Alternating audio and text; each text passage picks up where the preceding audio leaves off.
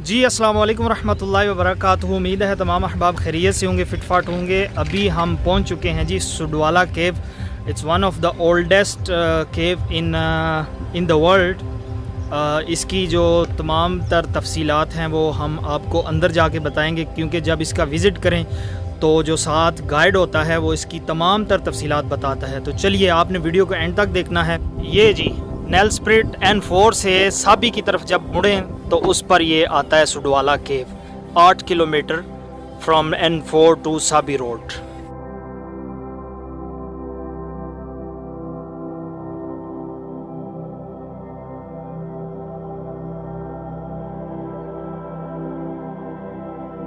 ये जी इधर पेट्रोल स्टेशन भी इन्होंने बनाया हुआ है, टक शॉप है और छलत, जिनको हम गेस्ट हाउस वगैरह या रहने के लिए जगह भी बोल सकते हैं, वो भी बने हुए हैं। ये देखें ऊपर कितना ऊंचा पहाड़ है और इसके अंदर हम जाएंगे। Sudwala cave is almost 2 kilometre from here.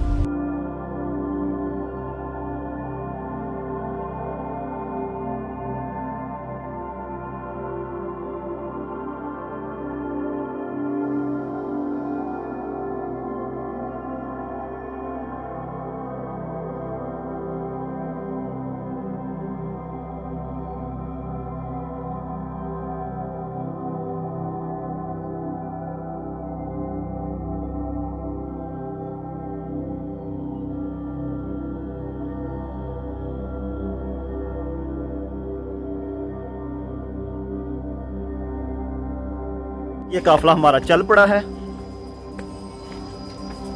Hello,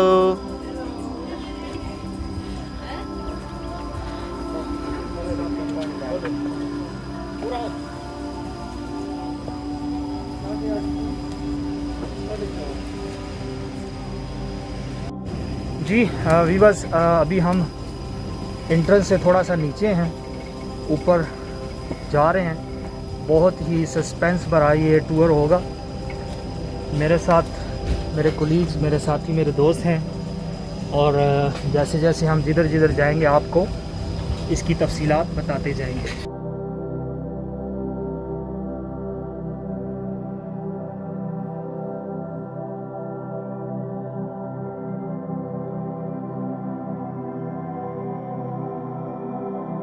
जी बस सुडवाला केव की राइट साइड पे इन्होंने ना थोड़ी देर बैठने के लिए एक जगह बनाई हुई है।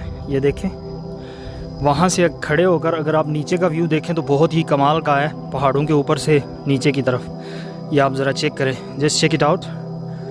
What a beautiful view from on top of the mountain to another mountains and down side. Just imagine, माशाअल्लाह, अल्लाहु Akbar. How beautiful clouds are scattering on top of the mountain.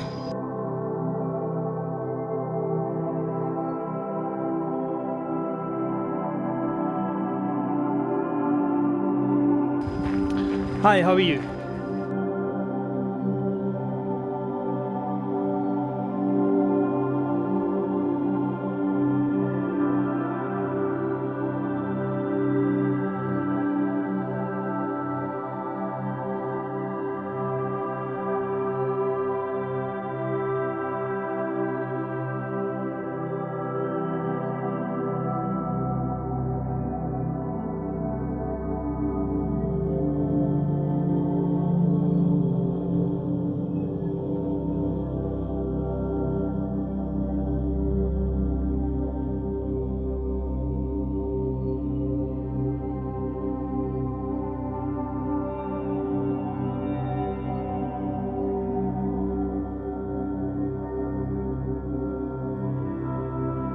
इधर भी स्टोन पड़े हुए हैं, कुछ हड्डियां हैं डिफरेंट जानवरों की, जो इधर अंदर से इन्होंने ना निकाल के तो इधर रखी हुई हैं।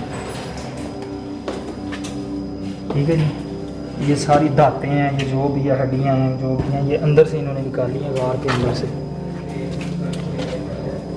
ये वाली भी, और ये वाले skull and all other bones also they took out from the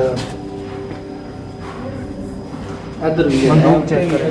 मगर का लगा। अच्छा ये ना जो है नक्शा है पूरे गार का कि कहाँ कहाँ तक ये जाता है, कहाँ कहाँ उसकी एंट्रेंस है। ये यहाँ पे ये एंट्रेंस है।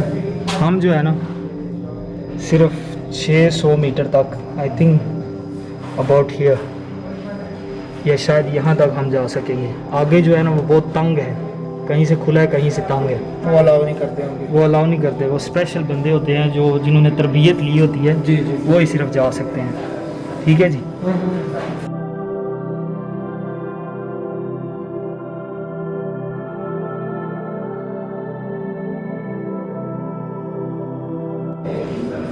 जी अभी हम गार के अंदर मौजूद हैं। ये देखें इसकी हिस्ट्री और दूसरी चीज़ें जो हैं वो लिखी हुई हैं कि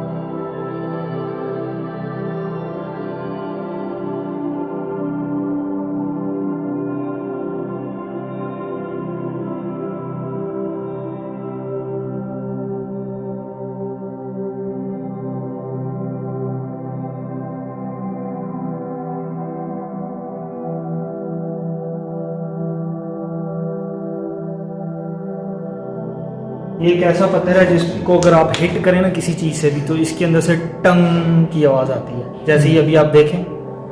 और ये पता नहीं कितने बिलियन साल में ये 1 इंच या 2 इंच बढ़ता है। इसकी ये तरीका है, ये लिखी हुई है। अगर आप पढ़ना चाहें तो पढ़ नहीं सकते हैं। ये देखें, लास्ट टाइम जब मैं इधर आया था तो जो टूर गाइड था ना, उसने कहा था कि जितनी ज़ोर से आप मार सकते हैं उतनी ज़ोर से मारें, आपको मज़ा आएगा। कैसा है?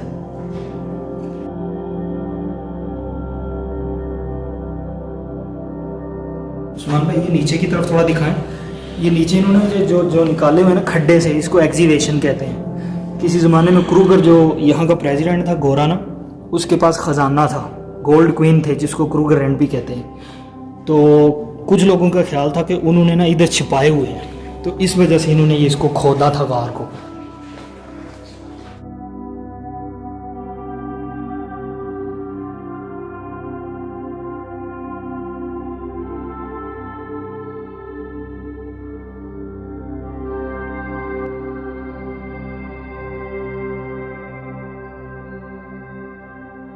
अच्छा वो कह रहे हैं कि ये 3 जो ये पत्थर है ना, ये वाले अगर इनको आप गौर से देखें तो जैसे बंदा झुका हुआ नहीं होता, ऐसे ये खड़े हुए हैं। तो ये इनको ना प्रेयर से यानी कि इबादत करने से तशबीह देते हैं।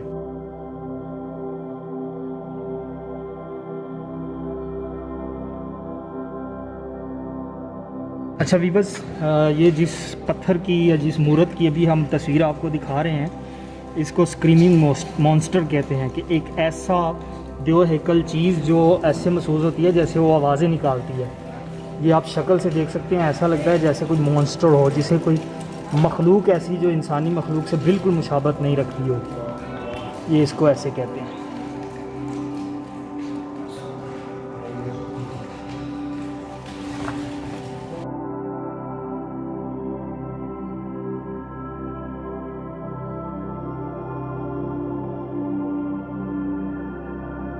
वीवर्स, अभी जो चीज़ें हम आपको दिखाने लगे हैं ना, ये स्वाजी और पेडी 2 कबीले थे जो इस गार में जिन्होंने पनाह ली थी, जिनकी जंग हुई थी आपस में, तो उन्होंने मुख्तलिफ़ औकात में इसमें पनाह ली थी। उनके इस्तेमाल में आने वाले बर्तन जो है ना, वो यहाँ पड़े हुए हैं। इतने पुराने ये बर्तन हैं, पता नहीं कितने हज़ारों साल पुराने, जिनमें से ये भी है।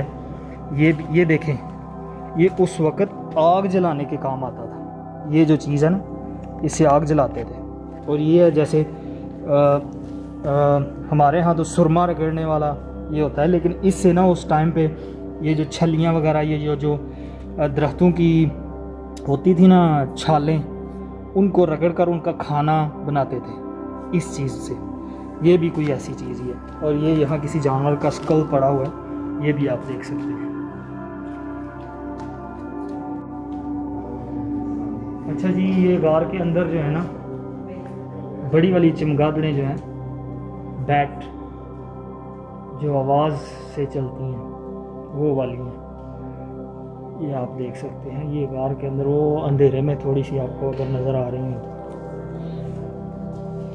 तो आप जैसे जैसे गार के अंदर आते जाएं, आपको ठंड महसूस होगी और सुकून महसूस होगा। हालांकि बाहर की तरफ जो है वो 38 39 डिग्री सेंटीग्रेड जो दर्जा आता है गर्मी का, लेकिन यहाँ अच्छा पे उस्मान भाई, लास्ट टाइम जब मैं आया था ना, जी। तो ये आप इस साइड पे ज़रा दिखाएं, यहाँ बैठ के ना वो म्यूज़िकल प्रोग्राम वगैरह करते हैं। जब कोई इवेंट किसी ने बुक करवाना हो ना, या किसी ने प्रोग्राम करवाना हो, कोई महफिल वगैरह, कोई प्रेयर की, ये इसके लिए उन्होंने बनाया हुआ है कि ये एक मेन पॉइंट है गार के अंदर। दाईं साइड की सीढ़ियाँ भी बनी हुई हैं जैसे, हाँ ये आप देख ये गार के अंदर एक मेन पॉइंट है जहाँ बैठ कर ना वो प्रोग्राम कर सकते हैं, कोई फंक्शन वगैरह। इसकी राइट साइड पे आप देखते हैं सीढ़ियाँ भी बनी हुई हैं और भी बहुत कुछ बना हुआ है। तो ये उन्होंने बेसिकली स्टेज बनाया हुआ है।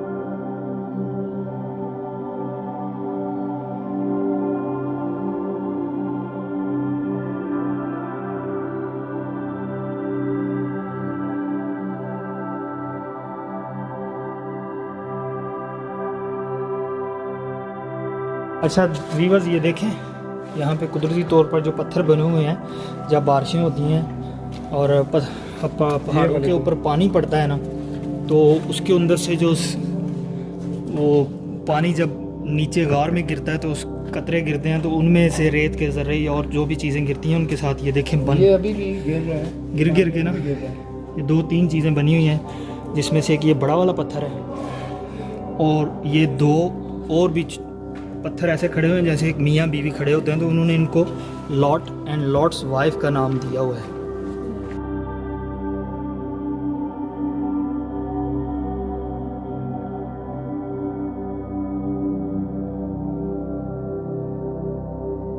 Which you call it the Weeping Madonna. So if you may check up there, I'm sure you can see the drop of water which is dripping too fast. yeah. So that causes Weeping Madonna to grow. Why? Because it is no time to deposit calcium and grow.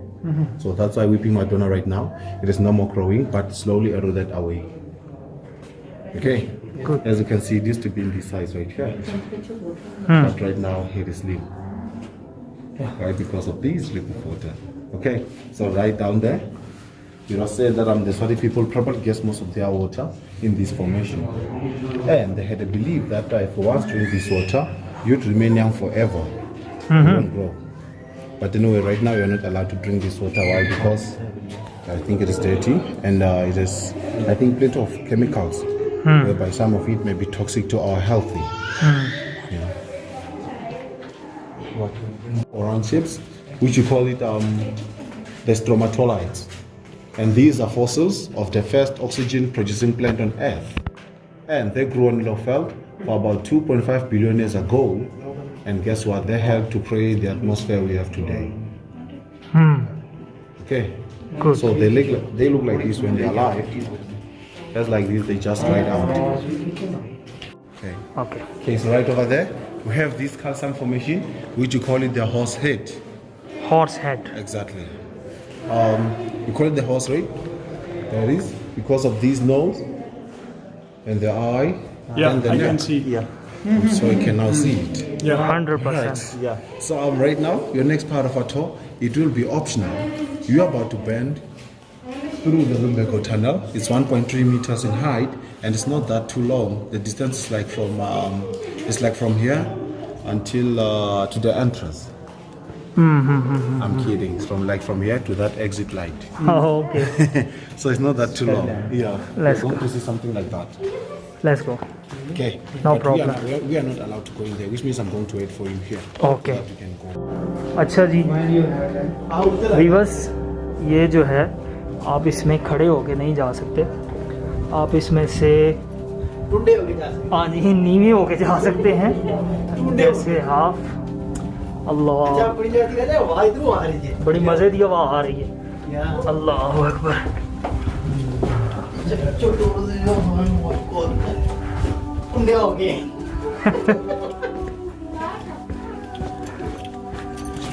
अच्छा, guys are coming behind me.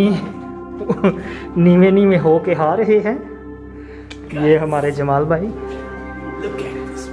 Itsham भाई, उस्मान भाई कहाँ रह गए? उस्मान भाई आपको किसी बाहर की शायद ने नहीं पकड़ लिया? उस्मान भाई भी आ रहे हैं उनके पीछे। उनके पीछे माई दवामा वाली भी आ रही है अपने। द बिलवेड वजह जमान भाई is coming on the way. आ जाओ आ जाओ। अच्छा जी, ये गार का आखिरी पॉइंट है जहाँ तक सिर्फ आम सादा से मेरे जैसे बंदे आ सकते हैं। इसके आगे जो है ना वो स्पेशल लोग जो होते हैं, जो मुहिम जो होते हैं, वो हो जाते हैं।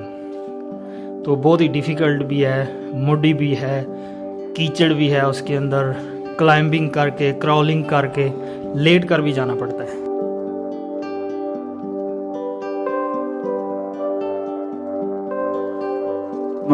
गार के दूसरी साइड पे जा रहे हैं, वापस जा रहे हैं। वापस जा रहे हैं।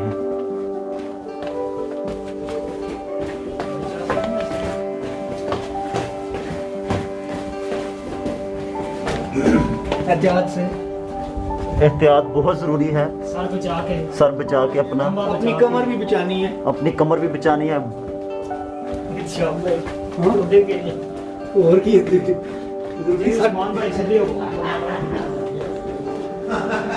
सभी तो जल्दी खत्म हो गई है ये। पता लगता है कैसी आ रही है जी। अच्छा जानते हो ढेर से कीजिए हैं? आ जाओ आ जाओ।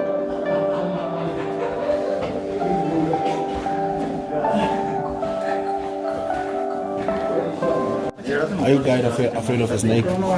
Snake? That's what I wanted to show them. Yeah, that he wanted to show us, but we didn't show. I told them there is a snake in this cave.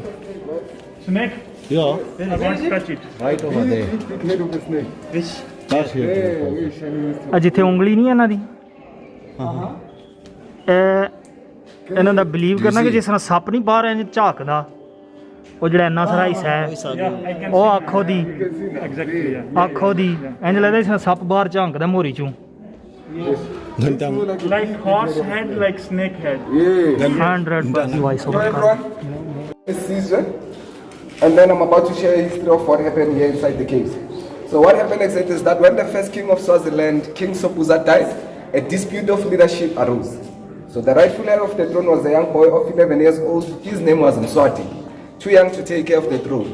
So the family and members decided that his older half-brother Somkuba will act as a regent until Mswati came into age.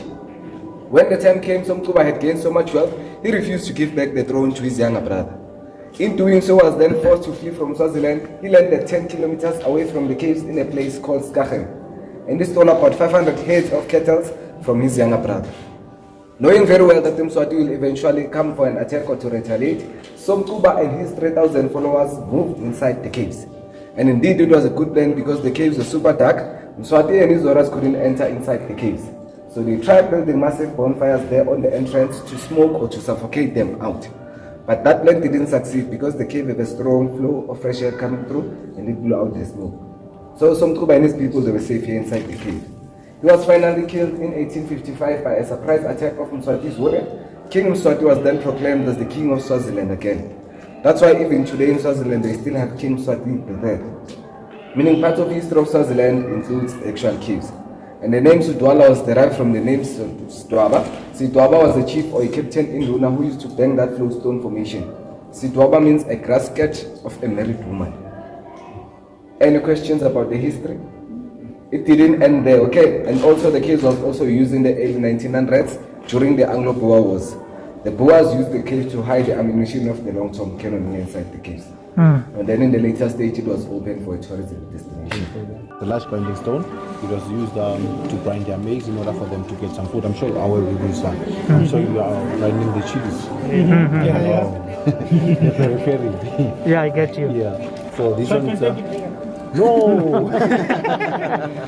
Okay, so here we have this small grinding stone, which was normally used to start fire.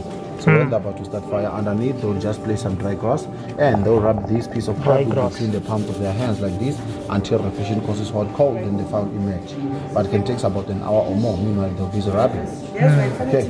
So this one, we call it a wetting or sharpening stone. It was normally used to sharpen their spears and knives in order for them to be always prepared for the war and also to hunt cleanly. Okay. So these are potteries. It was normally used in three main uses. Firstly, it was used to carry water. Secondly, it was used to drink that water. And thirdly, most important part, it was normally used to drink the traditional beer. That was called the Oh, the lockdown beer. Okay. Yeah, that's why they was making ganja na, for beer. No, they were starting fire here. Yeah. Right, so here we have this baboon tail plant, which was normally used this one like in two main uses. Firstly, it was used to transport fire throughout the whole cave, and secondly, it was used as a torch. So, firstly, if they want to use it like to transport fire throughout the whole cave, they will break a big branch like this, then they'll open the base between, they'll open it like this, then they'll place some coal inside that thing. Then they'll close it. Then that coal inside could be hot for about an hour or 30 minutes. Yes. So if they want to use it as a torch, they'll just break a branch of it. Then they'll hit it in front with a stone until it became fibrous like this. Then they'll dip it into melted animal fat. Then this light could last about an hour. That's why we have that hippo bones. So the hippo, it was used together with this tree because this tree, it won't burn alone like this. So firstly, they wanted a melted animal fat, and remember, a hippo is one of the animals which has more fat on it. Okay. good. Let's continue. Thanks. Yeah. Which is porous inside. If you may hit it, it's going to produce sound, just like another one over there. I'm going to show you. Oh, did you manage to hit that one? I did. The song tuba score. So even this one, if you may hit it, it's going to produce sound. But this one, I think, it's going to produce more than that one because this one is a little bit more taller than that. Yeah. So, but this one, call it for our reason, we call it the melting magnum ice cream. Due to the chocolate and the vanilla with a single bite on it. Okay. Vanilla ice cream. Vanilla. Magnum, Magnum. chocolate and vanilla mix. Vanilla inside. Take 2 pieces for me and Yeah, it can. This screaming monster is 180 million years old, so I'm sure you're aware that the average growth rate of any formation inside the cave, they grow about 2.5 centimeters in every 100 years. In fact, they just depend on the amount of rain we've had in order for them to grow. So every year this dollar cave hosts a 21-kilometer running race, which is called the race of a screaming monster, whereby part of this race goes through inside the actual cave, and is the only cave that has a running race inside the actual cave. And guess what? Entries are limited to 250 runners. So if you are up for a challenge, try the race of a screaming monster. But you must be ready for those step outside there from the packing coming up. And you must also be ready for the hills from the main gate running up until here. Okay? Before entering the race. Okay. He's doing like Yes. There is a hand. It's about to scratch his head. The eye, the mouth open widely, the shoulder, the other arm, and the back. कुछ चीज़ वो खाना चाह रहा है तो इधर आओ. Right, just up there. If you may look this shadow, how does it look like? Now, मैं a goat. yeah. It looks like a man face, facing that way. Oh, you mean that? Yeah, exactly. Oh, And the chin, yes. yeah. Do you see? 100%. I can see now. Well, Okay, so if you can use your own imagination, you can see. like that. And these roots, they've increased the cracks of a dolomite up there. That's why the water is dripping too fast. Then the stalagmite will start to grow from below. Okay. So these 3 stalagmites or 3 praying nuns, call them the 3 praying nuns. So they've been praying for about 40 million years now. praying. Yes. As you can see, there used to be 4 of them. And this 4th one has given up on praying and drank all the communion wine. So it is drunk, that one. That is fallen. Yeah, That one is drunk now. I just want to quickly show you the map of Africa. If you may look up there, look at this dark layer in front of my shadow. And there we are drawing right now. Yeah. Namibia here. And there we are in South Africa. Yeah.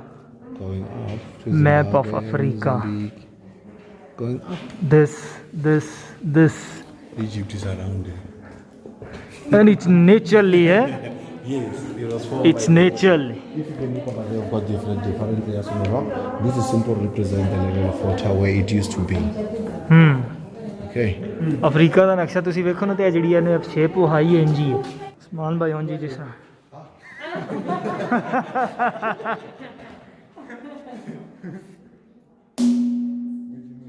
कैसा है चीज़ अच्छी लग गई जी भी बस बहुत ही कमाल का टूर था देखा आपने कैसा सस्पेंस हिस्ट्री सस्पेंस क्यों उस्मान भाई जी बहुत बहुत प्यारा व्यू था फर्स्ट टाइम इधर आए हैं हाफिज़ साहब ने बताया था हमें इस जगह के बारे में देखा है बड़ा मज़ा आया ये ऐसे ही है जैसे पाकिस्तान में खेड़ा नमक की वो जो कान बनी हुई है ना उस जैसा अंदर माहौल बना बाकी ये है कि कुछ कबीले यहाँ पे आए वो मुकीम हुए जंगें कुछ लगी उस वजह से ये इस तरह का कोई निज़ाम बना हुआ था बाकी देखा है मज़ा आया काफ़ी घूमे फिरे हैं अच्छा लगा है जी ये थी जी सुडवाला केव की इन्फॉर्मेटिव वीडियो मिलते हैं नेक्स्ट वीडियो में अपना बहुत सारा ख्याल रखिएगा दुआओं में याद रखिएगा सुडवाला केव का जो मोहल्ले वकू है मैं वो आपको समझा दूं कि आप जब विट बैंक या पुमालांगा N4 से नेल्सब्रिड की तरफ आएँ तो नेल्सब्रिड से तकरीबन 20 किलोमीटर पहले